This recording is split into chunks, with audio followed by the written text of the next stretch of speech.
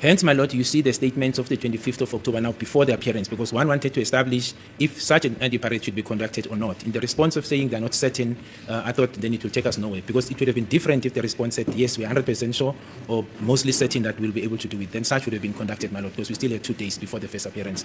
Athi-ke lapho-ke kungako kuthatha istatement lesi-ke lapho-ke ngelanga lange-25 October ngonyaka 2020-ke lapho-ke sho ukuthi emalangeni amabili-ke ngaphambi kokuthi abasoqhamuka ngaphambi kokusenkantolo-ke athi kepha-ke ngemuva kokuthola-ke le nkulumo ethi qhamuka ubufakazi lo wadathatha istatement sakhe-ke lapho-ke la kade thina ume phakathi nendawo kukhona-ke 50% ukuthi amathuba ukuthi akhombeke bese khona 50% amathuba ukuthi angakhombi-ke athi ngemuva kwale nkulumo ayithola lo fakazi loyo-ke kungako waba ukuthi asikho isidingo sokuthi benze identification parade. Now, when I asked you about the identification parade pertaining to the arrest of Mr. Mbata, you mentioned something about Nxumalo. I did not get you. Can you clarify that for me? Athi-ke becela ukuthi ekhona-ke into angayithulile kahle ngesikhathi lesikukhuluma-ke ngomama uNxumalo omdala mayelana nokuboshwa kukaMnumzana uMbatha ukuthi umcacisena kahle ngomkhulume ngokujulile. No, I was simply saying, my lord, she played a role in identifying Mr. Mbata on that ID parade. That is now back in 2014. That was before our time, my lord. That's all that I was saying in that context, my lord. Athina into ayikhuluma ukuthi wadlala-ke isikhangiso ekhombeni lapho-ke umnumzana-ke uMbatha ngesikhathi lesi kade lapho ka-identification parade athi kwakungumnyaka ka-2014 ngaphambi ukuthi nafike kule cala leli. And before your time as well, do you know if Zandile Nxumalo identified somebody as suspect B at that ID parade? Bathi ngaphambi ukuthi kufike ngabe mhlawumbe unalo ulwazi ukuthi uZandile Nxumalo khona-ke umuntu owamkhomba-ke lapho-ke kwi-identification parade. No, I don't have a recollection, my lord. Otherwise, I'll have to double check, but I don't have a recollection, my lord.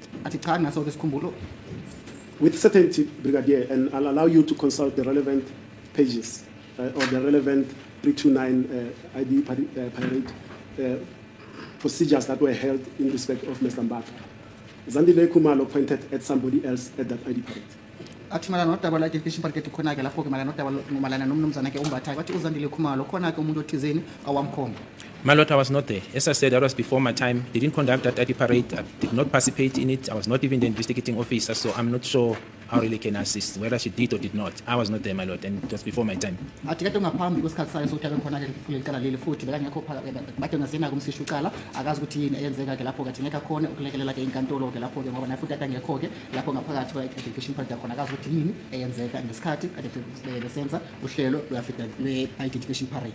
It may not assist you, Brigadier, but it will assist in a long way, Mr. Ntanzi, because the same Zandile Nxumalo came here, sniffles, crocodile tears and all, pointing at Mr. Ntanzi, saying he's suspect B that she saw at the house on the 26th of October 2014. As a court, please, my lord, we really don't want to interfere with Marlene's friend's cross-examination, but 2 aspects. Firstly, Brigadier Gininda testified about the additional evidence or the new evidence. Now he's been cross-examined about aspects that he didn't testify about. That is the first thing. But secondly, my lord, being cross-examined about the holding of identification parade regarding the identification of Mr. Mbata. That identification parade form has been handed up as an exhibit. The witnesses have testified, they've been cross-examined on. Now, it's unfair now to put it to Brigadier Gininda that Ms. Zandile Nxumalo came here and shed tears when she's already testified and confronted about her own identification.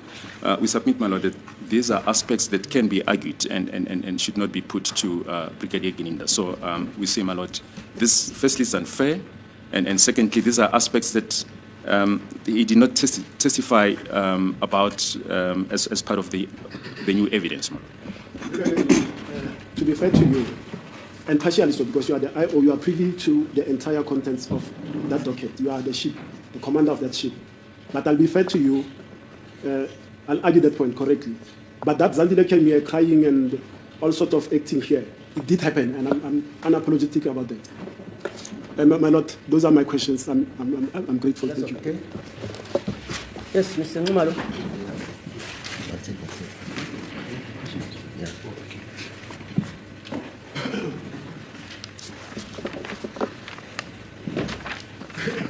Brigadier, my questions relate to the subpoena that you referred to yesterday. You said that subpoena, it was in respect of the request for the video clip that was beamed in this court. Is that correct? manje ke umelo meleke lapho umnumzana Maphisa ke uyasho khona ngathi mara nodaba loSubpoena bokhuluma ngalo ke kade lokhuluma phecelezi ngodaba le video le kade bedlalile la ngaphambi kusenkantolo sinjalo yini? That is correct, my lord. Athi yebo kunjalo? You told this court that that subpoena was in terms of the provisions of Section 205 of the Criminal Procedure Act. Bathi ukhona ukuthi le subpoena kade ngaphansi kwezomthetho ke Section 205 kwezomthetho wala iningizimu Afrika. Yes, my lord, but I did also indicate that I did not prepare that subpoena. I am aware of it because I was under cross-examination that such was prepared. It was forwarded to NCA, and I know specifically that the details were in relation to the date of the 27th of October 2014. But I was not the author or the applicant in that, but it was authorized and served, my lord. Athi yebo kunjalo kepha ukhumbule khona ngathi nake ake nakade abhalile incwadi le yesicelo kwela ngaphansi kwezomthetho ke lapho Section 205 usho ukuthi imali kade bebhalile ke lapho ke abonondaba nohlala intatheli lapho ke NCA athi kepha ke uyazi phecelezi nodaba noma inkulumo ethi khona ngaphakathi kwale subpoena leyo kade kuyisicelo lesokuthi bathole ke ividiyo yegameko kade senzeka ngelanga la nge-27 zaka October ngomnyaka 2014. Where is that subpoena? Bathi kuphike lo subpoena? Have you had sight? Bathi ngikuzindile yini? No, I was informed, my lord. I may have cited electronically, but I see Colonel Road is not here. But it's something that is available, my lord, because it was saved. The video came as a result of that subpoena. So I've had sight of it electronically, my lord. Athi yebo yena ke akathi akanayo ikhophi yayo lakhe yena ke athi kepha uyibonile la ngaphakathi ke lapha kuma electronical shoot kuza ama email mhlawumbe ku WhatsApp ke lapho ke athi kepha ke yena ke uma angathola khani Road, yeah. athi khona Colonel Road uma ngabe bekakhona ke mhlawumbe bekazomsiza ithizini ke amtshengiseyo. But it can be made available, my lord, because I'm saying I don't have it now, but I know that Colonel Road and my colleague, they were dealing with that application. So it's something that we can find. So I don't have it because I didn't deal with that application. Athi akanayo ke lakhe yena njengamanje lapha kwakhe ngoba kusenaki kade sengesicelo so kepha uma ngaba inkosi enkantolo edinga kade ngatholakala ke. I'm raising this question because it was not provided to the defense. I also don't have it. I did not have sight of that subpoena. Athi ummeli ukhuluma ngale ndaba yeSubpoena ngoba bona ke njengabameli akaze bayithola athi futhi naye phecelezi noma yena ke ngokhethekile athi akanayo futhi akaze ngabe yini ebhaliwe phakathi kwale subpoena. That's a good case, but I don't know what would be the basis on which they are entitled to a witness subpoena. But as Brigadier mentioned, if they want it, we can make it available to them. My lord, you are entitled to that subpoena. It's just as a subpoena in terms of Section 205 of the Act, as when one applies for records, the cell phone records. So when it comes to a video clip, it's a different story now. But I'll proceed with other questions, with the understanding that the subpoena is going to be made available before I complete my cross-examination. Can make it available. Yes, thank you. Brigadier, just to set the record straight, in respect of my client, Mr. Maphisa, the contents of the video clip vis-a-vis the statement or the assertions that were made by my colleague, my late colleague, Mr. Mgomezulu, on the 28th of August, 2024, are not relevant, in the sense that we have pursued this aspect, that he was not at the scene, that is at house number 13511, Kutlwandong Street, Fosloras. Athi ke mana nomuntu ke amele la ngaphambi kwesenkantolo futhi mana nodaba lenkulumo khona lapha uMnumzana Ngumuzi Silwashona ke athi yena ke umuntu omele akade angekho ke lapho ke kulomuzi walapha 13511 Kutlwandong Street kulomuzi wesigameko. No, I disagree. That's not what the evidence shows. If you move from the confession made by accused number 2, he implicates accused number 4. If you look at the statements that we dealt with, my lord, composed by Constable Zungu, accused number 4 is implicated. If you look, and I know it's a point of contention, if you look at the DA analysis, even though the conclusion, as I've said, my lord, of the DNA excludes him, but the analysis reads him. There are regions of accused number 4 being read into the DNA that was found inside the house. And that corroborates, find the corroboration in the confession of accused number 2, who says he went in with accused number 3. After the first shot was fired, when he ran out, accused number 4 went into the house. So I can't say he was not there. If you take that evidence in totality, my lord, it places him at the crime scene, my lord. Athi cha akukho njalo ke athi kepha ke uma ngabuka ke confession ebhaliwe lapho ke confession ke lapho ke iyamfaka phakathi ke lapho ke umswala wesine ke athi futhi statement esenzwa ke lapho uMnumzana ke uZungu ke athi futhi naso siyamfaka ngaphakathi kodaba lolu ke licala leli ke athi futhi ne DNA nayo ke futhi yamfaka bayithola ngaphakathi kwalomuzi wesigameko athi ukhumule khona njalo udaba le confession kunenkulumo lapho okhulume khona kumswala wesibili ke ukuthi ngemuva kuthi kudutshule okoqala lapho ke ngesikhathi bekaphuma egijima yena kumswala wesibili ke wathi kula khona ke uMnumzana Maphisa noma umswala wesine ke wangena khona ke egijima ngaphakathi kulamuzi loyana ke athi futhi ungabe kade senza ke inhlolo zama-DNA mhlawumbe ukuhlola ke ngalezi ze-DNA bathi lapho ke naye ke uyabandakanyeka noma ukhona phakathi kule ndawo yesigameko. And further, my lord, last on that part, the collaboration is further confirmed in fairness to the other accused, my lord, in that accused one, even in his own confession, says he was standing outside. And indeed, you don't find this DNA inside the house. And that is now independent before our time. It is said in terms of the confession and the investigation that accused 5 was the driver. And indeed, there is no DNA of him. The investigation points to 3 people who may have been inside the house. And that is where the regions, as much as the conclusion is excluding them, but the regions of all 3, this is now 2, 3, and 4, is found, my lord, at the crime scene. Athi-ke lapho ke ukhumule kwenza udaba le-confession kamsolo wokuqala ke kuwukuthi yena kade ame ngaphandle kangenile kule khaya leliyana-ke wathi futhi wena wakhuluma khona nje wathi umsolo wesine-ke kade kuyena-ke umshayeli wemoto futhi umsolo wesine ama-DNA wakhe wathi bawathola ngaphakathi kwalela khaya. Yes, my lord, that's my response. Brigadier, I don't want us to go back to the evidence that implicates my client because we have dealt with this issue under cross-examination. But there is one thing that is worrying me. You are saying that, according to your investigations, my client was outside when the incident was taking place inside the house. Is that what you are saying? Athi futhi sishehlele emuva mayelana nodaba lofakazi bekhona ngapha kade bukhulunyiwe noma asele bukhulunyiwe ngaphambi kwenkosi enkantolo. Manje usho ukuthi ngesikhathi kade isigameko leso usho ukuthi iclient lakhe nomhlamba umsolo amele usho ukuthi kade ngaphandle kulela khaya ngesikhathi kade senzeka isigameko leso. I'm saying, my lord, if you look at the confessions of accused number 2 in particular, because that is where accused 3, and I've testified about this, that in the confession of accused number 2, that is where you will find the names of accused 2, 3, and 4 as being the role players in this offense kicks in. And insofar as accused 4 is concerned, to answer the question, is that in that confession, it is said that when the shot was fired, accused 2 ran out. And he says in that confession, my lord, as he ran out, accused number 4 was running into the house. That is contained in the confession. And now I was putting that, my lord, in relation to the DNA that was found in the house, that if you take that confession and you corroborate it with the DNA, the forensic evidence, that seems to find some of the regions, the DNA regions of accused 2, 3, and 4 only. It corroborates, my lord. Athi-ke lapho-ke uma ngabe sesikhuluma ke mayelana nodaba le-confession lapho-ke enziwa umsolo wesibili-ke lapho-ke athi umsolo wesibili ku-confession yakhe ukhulumile ngaye umsolo wesithathu futhi nomsolo wesine futhi wakhuluma ukuthi kade ebona kade futhi wakhuluma nangendlela kade bedlala ngaso isikhangiso-ke lapho-ke sorry my lord, accused number 4 has raised.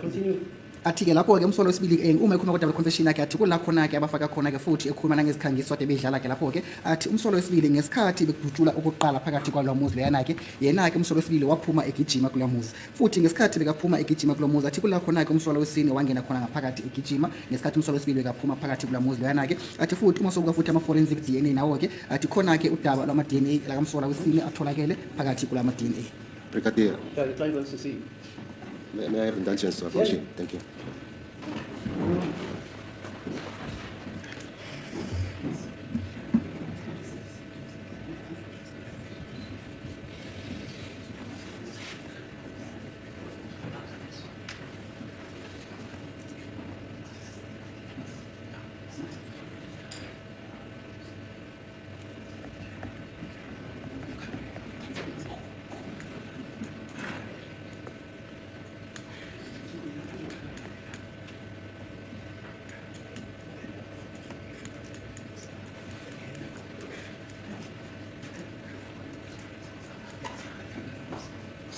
Thank you, my lord, for the court's indulgence. Brigadier, my question is very, very simple. Whatever investigations that you conducted, the question is, and it will remain as this, is there, so the evidence that implicates my client that you conducted, the investigations that you did, place my client, Mr. Mapisa, outside the house. It placed Mr. Mapisa outside the house, whatever investigations that he conducted. Bathi mina nokusesha ke kwakho kwecala noma useshe njani icala mina wasesha kuphi noma ungaseshi kuphi ke lapho ke athi ngabe umnumzane Maphisa ke ukusesha kwecala mhlawumbe udaba othule kulofakazi ke ngabe ubeka ngaphandle kwalo muzi. No, it places him both inside and outside. Hence I said, my lord, in the confession, it's contained that as accused 2 was going out, running out, accused 4 ran into the house. So that changes the position of from being outside to inside the house, my lord. That is why I talk about the corroboration of that aspect. Athi cha ukhuluma mayelana nodaba le-confession kamsolo wesibili ke lapho ke athi uma icaphula kuyona ke usho ukuthi i-confession kamsolo wesibili umsolo wesine ke imbeka ngaphandle bese futhi iphinde imfake ngaphakathi kuloya muzi lana ke ngoba athi umsolo wesibili ku-confession yakhe khona la ukhuluma khona ke ukuthi ngemuva kokuthi kudutshule kokuqala ke lapho ke yena umsolo wesibili waphuma ke gijima kuloya muzi futhi ngesikhathi bekaphuma gijima kuloya muzi ke athi kulawa ngena khona ngaphakathi ke umsolo wesine. From the witnesses, Brigadier, please try to confine yourself to the questions please try, I know it's difficult for you to do that, but please try to confine yourself to the questions that are being put to you. From the witnesses, Brigadier, that were inside the house, you know them. I need not mention them. Is there any witness who mentions that there was a third suspect who entered the house, except the two persons? Kuyasho khona njalo kumele ucace ukuthi uphenduleke umbuzo akubuzile nje kuphela ungakhulumi okunye-ke athi kepha mayelana nodaba lofakazi kade bekhona ngaphakathi kulela khaya leliyana-ke ngabe kukhona yini la bakhulume khona-ke ngomunye-ke umsolwa wesithathu noma isigilamkhuba sesithathu noma isigebengu sesithathu singena ngaphakathi kulela khaya ngesikhathi kusenzeka udlame? My Lord, the answer is no. Let me start with the answer. But you see, the problem, the difficulty I'm having is sometimes saying no may give the wrong impression to the court if you don't put the context. Because this no, my Lord, has reasons. If one looks at the statement which we disclosed to the defense, after the first shot was fired, people ran out. So you cannot now ignore that fact. I mean, ran to different directions in the house. You can't now, we're not talking about a situation where the first shot gets fired, everyone is standing in the same place. The second shot gets fired, everyone is standing in the same place. If that is a position, then it becomes fair to say no one saw the dead suspect. But when the first shot gets fired and people run to different directions, how could they have seen what happened after the first shot, my Lord? Then it becomes, then I can now say the reason they could not see the third suspect, my Lord, is because they ran away after the first shot. Athi cha kepha-ke uma ngabe thi cha lento leyo yobe ipha-ke umcabango ongalungile kahle indlela eqondile lapho-ke athi uma engabe futhi akhulume kahle noma mhlawumbe ajulele incazelo yakhe noma asho ngokugcweleke lapho-ke athi lana sikhuluma ngicala la kodwa ejula khona-ke lapho-ke athi bonke labofakazi akunalaba akhulume khona-ke ngodaba lesigilamkhuba sesithathu-ke lapho-ke athi kepha-ke udaba abalukhuluma kuwukuthi-ke ngemuva kokuthi kudutshulwe-ke lapho-ke kokuqala-ke lapho-ke abantu babaleka bagijimela kumahlangothi ohlukene futhi abakaze babone ukuthi ngabe yini enzeka ngesikhathi bekudutshulwa-ke ehlandweni lesibili-ke lapho-ke kepha athi uma ngabe sikhuluma-ke ngento okuwukuthi mhlawumbe-ke lapho-ke abofakazi bathi ngesikhathi kade kudutshulwe kokuqala-ke bahlala bama endaweni eyodwana futhi nanoma bephinda futhi kudutshulwe kwesibili-ke lapho-ke futhi abakaze bahambe bahlala bama endaweni eyodwana-ke athi bekazovumelana nenkulumo eqhamuka kummeli-ke kepha-ke mana nodaba noma nenkulumo eyakhulunywa ngabofakazi kuwukuthi ngesikhathi kade kudutshulwe lapho-ke bagijimela kumahlangothi ohlukene manje abakaze babone ukuthi ngabe bekakhona umuntu wesithathu noma abakaze bakubone. Lastly, my Lord, in the interest of justice and fairness, I cannot also now ignore, because this is evidence, it's open, has been disclosed to the defense. I can't keep it away from my mind knowing that the DNA analysis that was found inside the house links, even though it's not conclusive, some of his regions DNA of accused 4 is being read. How could I not now, how could I stand there, my Lord, and believe that was never in the house? Taking into account the exhibit that I know, taking into account forensic and objective scientific evidence that places part of his DNA inside the house. Athi futhi okugcina-ke lapho kanti khona kodwa lama-DNA forensic analysis lapho-ke athi phakathi kwalama-DNA forensic analysis nanoma bengakhulumile ngokugcwele noma bengakushilo ngokugcwele mana no-DNA noma nama-forensic DNA analysis kuwukuthi khona-ke amaphuzu we-DNA noma-ke yebo amaphuzu we-DNA atholakala ngaphakathi kwalela khaya leliya lakwaKhumalo-ke kusho ukuthi amaphuzu we-DNA akhona-ke amaphuzu kamsolwa wesine futhi esho naye umsolwa wesine-ke bayamfaka-ke mhlawumbe ama-DNA iyamfaka ngaphakathi lela khaya. So, the understanding, Brigadier, that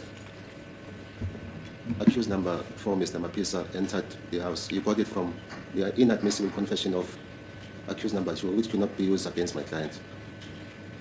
Athi-ke lapho-ke nodaba lokuthi umsolwa wesine-ke naye atholakala kulela khaya lelana-ke udaba oluthole kwinkulumo wathi i-confession eyenziwa-ke umsolwa wesibili-ke futhi athumele i-confession yakhona-ke leyo ayamukelekile manje ngeke bayisebenzise mayelana nomsolwa wesine. Yes, the presence of his name, my Lord, came in from that confession, and then subsequently investigation was done and other evidence was collected, my Lord. I've made mention, for example, of Constable Zungu, for example. Athi yebo-ke khona-ke kunjalo kepha-ke ngesikhathi kade besesha kuqala lapho-ke khona ubufakazi ababuthola-ke lapho-ke futhi nomunye ubufakazi uConstable Zungu yena bekakhuluma ngodaba lwakhe-ke umsolwa wesine. But prior to that, my Lord, there was already a statement of Kwabeni, it was already sitting in the docket, who also mentions accused number 4.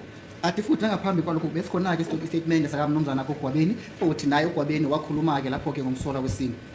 This understanding that you got from the statement, the confession statement of accused number 2, did you follow it up with the witnesses? Did you obtain any statement? Because I'm raising this, none of the witnesses mentioned this in their statement, even in court, when they were led by my learned colleague for the state.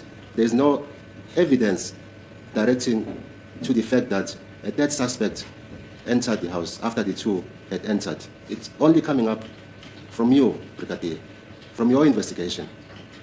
Athi-ke ummeli yena-ke etshela ukuthi ngesikhathi kade ithimba labashushisi belohola ke ubufakazi kanye nemibuzo langaphambi kokusi enkantolo-ke athi bonkana abofakazi akukho la bakhuluma khona-ke phecelezi nodaba lwakamsola wesine-ke noma bafaka-ke isilemkhuba sesithathu sangena ngaphakathi kwalela khaya futhi basho ukuthi mhlawumbe abantu batshe bakhulume futhi nangesikhangiso sakhe-ke lapho-ke athi futhi engaphakathi kwey'tatimende zabofakazi akukho la bakhulume khona-ke ngodaba lesigilamkhuba sesithathu noma ngesigebengu sesithathu sangena phakathi kwela muzi-ke athi kepha-ke lo nkulumo iqhamuka la kuwena-ke babubrigadier Gininda nanoma kade usenza kushesha ucala kusho ukuthi nalokho akaze ukuthole.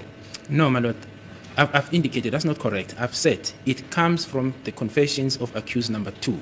And my understanding, those confessions forms part of this court's record. It's written there. If perhaps Advocate Nxumalo does not recall, we can go to it. It is contained there. He made a confession first to Lieutenant Colonel Rapado and to Mrs. Gronye, the magistrate. It is contained there, where accused 4 is being mentioned as running in when he was running out, my lord. Athi cha akona-ke lokho-ke kepha akusinde eqhamuka kuyena-ke udaba lokuqhamuka ku-confession eyenziwa-ke umnumzana uNtanzi-ke lapho-ke mhlawumbe umsolo wesibili-ke athi i-confession yakhe yokuqala wayenza phambi ko-Colonel Rapado bese-ke esibili wayenza phambi komantshi uCronier athi kula khona-ke wakhuluma khona ngodaba lwakamsola wesine-ke okuwukuthi ngesikhathi ade dutshulwa kuqala phakathi kwalela khaya lena-ke yena-ke umsola wesibili waphuma egijima futhi ngesikhathi esekaphuma egijima ngaso-ke kula wahlangana khona-ke nomsola wesine-ke agijima engena ngaphakathi. Because I'm well aware of the contents of those confessions, but the question is, did you follow it up?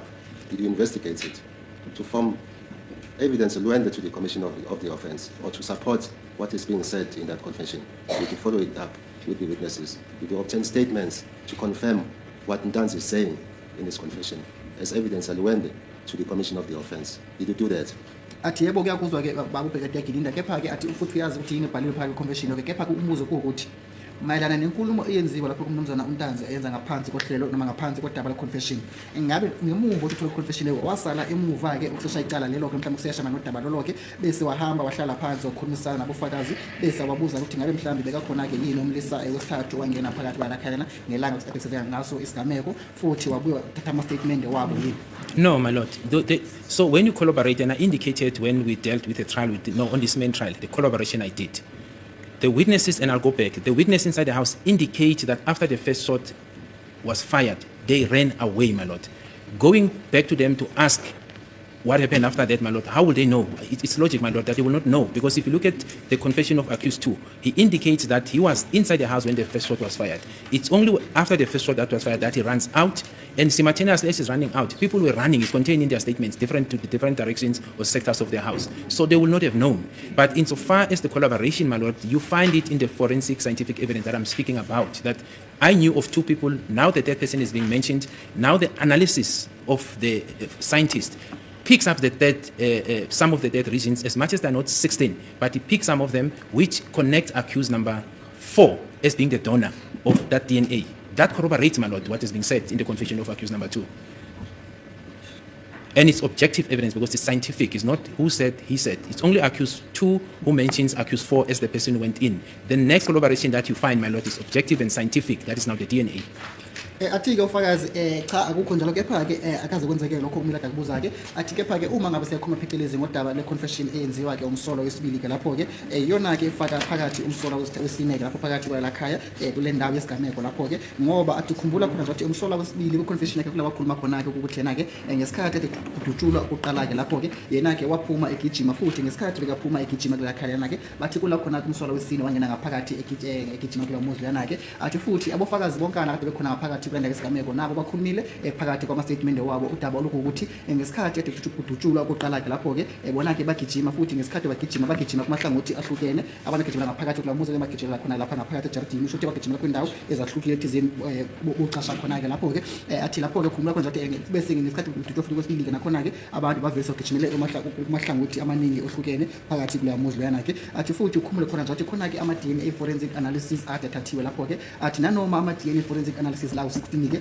usho ukuthi engameshi malana nodaba lwakamsola-ke wesine-ke lapho-ke athi kepha khumbula ukuthi uyena-ke idona yamanye-ke amaphuzu olama-DNA analysis key points awu-16-ke lapho-ke ngoba athi khona la kutholakala khona-ke ukuthi la kukhona la kutholakala khona-ke i-DNA test noma DNA analysis kamsola wesine-ke kulama-region awu-16 nanoma engatholakalanga kuwona wonkana. Brigadier, we now know the roles that were played by the 2 intruders. What role did he play, that is accused number 4, after he had entered inside the house? What role did he play according to your investigations? Athi-ke umele sesiyazi ukuthi yini-ke isikhangiso salegilamkhuba ezimbili-ke malana noma siyazi udaba lwegilamkhuba ezimbili ukuthi zona-ke zadlala ziphi-ke isikhangiso ngaphakathi kuleya muzi. Bathi manje-ke malana nokusesha kwecala lakho-ke ngabe umsola wesine-ke nakhe wadlala siphi-ke isikhangiso phakathi kuleya muzi. My lord, all we know is that he went inside the house and no one was able to indicate what happened when he went inside the house because accused two had ran away at that time and people were inside, ran into different compartments of the house, my lord. Other than Mr. Twala, who ran out, the two Twalas actually, both of them ran out. The other one went over the wall and came back. The other one, long way ran, I'm not so sure where, but those are the two that ran out of the house. Others ran to different bedrooms, my lord. So we don't have evidence that indicates what role he played after he went in, my lord, except that he went in.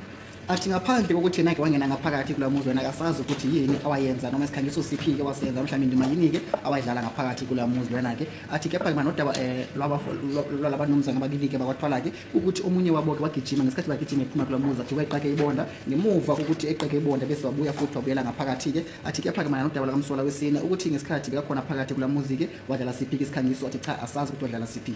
So you don't know? Manje You don't know? athi-ke umele ngamanye amagama usho ukuthi awunalo ulwazi. We know he went in, my lord, acting in common purpose with accused number 3, who was inside the house at that stage. Athi yebo siyazi ukuthi wangena ngaphakathi kula muzi wena futhi naye senza-ke into eyodwana kade lehlekile-ke nomsola wesithathu phakathi kula muzi. In terms of the role that he played, you don't know?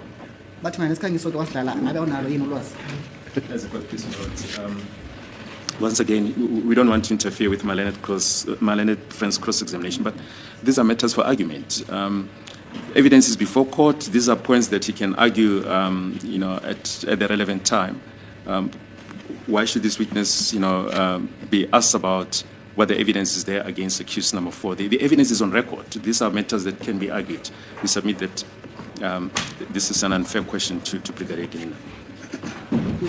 So in terms of your investigation, you don't know the role that he played? Athi kumele ngokusesha kwakho-ke icala awazi ukuthi umsola wesine wadlala siphi-ke isikhangiso. My lord, I indicated we know there was a common purpose. The left pursuit was there together. We know that when accused 2 and 3 went inside the house, he was outside. That is the rule. We know that when accused number 2 ran out, he ran in. What we don't know is what did he do when he was with accused number 3 inside the house. But he went in because accused number 3 was still inside the house. And then subsequent to that, there is evidence in the investigation that 3 people were seen running away after that, my lord, to the direction of the park, 1 carrying a firearm. So we know he went in. We don't have evidence in terms of the specific role he played when he went inside. But we know the role he played up to the time he went inside the house in support of accused number 3 who was inside the house, my lord.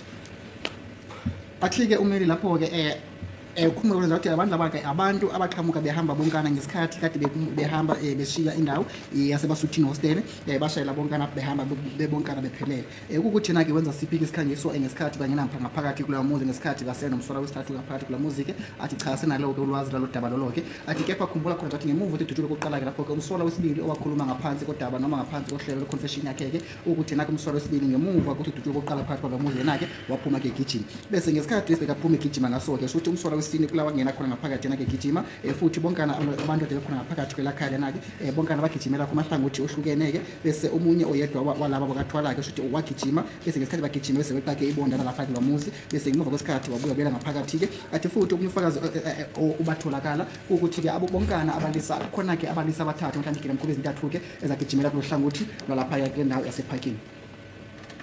In terms of your investigations, Brigadier, how many suspects were wearing the hat which is the subject matter in this case? Bathi mina nokushesha kwakho icala ngabe mhlawumbe zingaki igebengu egqoke isigqoko kuzona-ke phecelezi ngodaba lwecala leli. One, my lord. Athi uyedwa umuntu oyedwa kuphela. That is where my mind is troubled. Then how do you read DNA results from my client in respect of that hat, which was worn by one suspect? Athi lokho manje okumdida komcabango ukuthi kuzanjani ukuthi ufunde i-DNA test ma-DNA analysis bese uyixhumaniseke nomsola wesine uma ngabe kade kukhona-ke igilamkhuba ezintathu-ke kepha kade ayedwa bagqoke isigqoko-ke. My lord, I'm not a scientist, but my understanding and experience has taught me that you don't have to wear something in order to transfer your DNA. I could be holding this bottle of water. By the time I put it down, my fingerprint and DNA in terms of the sweat is there. So I don't want to speculate, but it will be incorrect to say you actually have to put on the head to transfer your DNA. It can be transferred in various ways. You can bleed, a droplet of blood can go in, but that's not my area of expertise. But to suggest that you have to wear a hat in order for the DNA to be transferred, that's not my understanding. You can transfer it in many ways. You can try to pick it up, and as a result, then you can't pick pick it up, you touch it, the DNA remains there, or various methods can transfer DNA, my lord. Although I'm not a scientist, but I know that, my lord. Athena-ke scientist futhi ake-ke uchwepheshe osenza ngaphansi kodaba lwezo-scientist akade akanazo isiqiniseko kepha ulwazi malana nolwazi oluncane kanalo-ke futhi wenze-ke isibonelo lapho kathi uma ngabe bambe ibhodlela lamanzi-ke ngezandla zakhe-ke lapho-ke athi uma iqeda ulibeka phansi ibhodlela lamanzi lelo-ke athi ama-DNA shuthi lapho kuma-fingerprints wakhe ayasala phakathi kwalelo bhodlela-ke bese abantu uma ngabe besenza i-DNA athi futhi azokuthola-ke ukujuluka kwesandla sakhe phakathi kwalelo bhodlela bekalibambile-ke uma besenza ama-DNA analysis futhi akukhuluma khona njalo malana nodaba-ke lwey'phumo ze-DNA analysis izona-ke ezisho ukuthi khona-ke i-DNA samples noma ilokuzana amaphuzu athize amancane-ke atholakele phakathi kwaleya DNA ekade ithathiwe lapho-ke athi ngenzeka mhlawumbe waphuma-ke igazi lapho mhlawumbe wajuluka bese kwachiphiza phansi-ke umjuluko wakhe kathi asinalo iqiniseko ngokugcwele-ke ngoba nakathi akasebenzi ngaphansi komkhakha lo wezama-scientist. In terms of people or a person placing him outside the house, you don't have any direct evidence. Bathi mayelana nomuntu-ke ushuthi kade umbika ngaphandle noma ngaphakathi kwalelo khaya awunayo ubufakazi ngodaba lolo. You don't have any direct evidence But from I'm a not witness who for- saw him standing outside. Bathi pardon? You don't have any direct evidence from a witness or persons who saw him standing outside the house. Bathi awunabo yini ufakazi okukhithini mhlawumbe obushaya isikhonkosini okuthi kade ame ngaphandle mhlawumbe wabona noma ade wabona abantu bengaphakathi kwela khaya noma ubani. My lord, I indicated that the people inside the house, and I'm referring now about people who may have witnessed people, only referred to 2 people who went inside the house, and that is what is contained in their statement.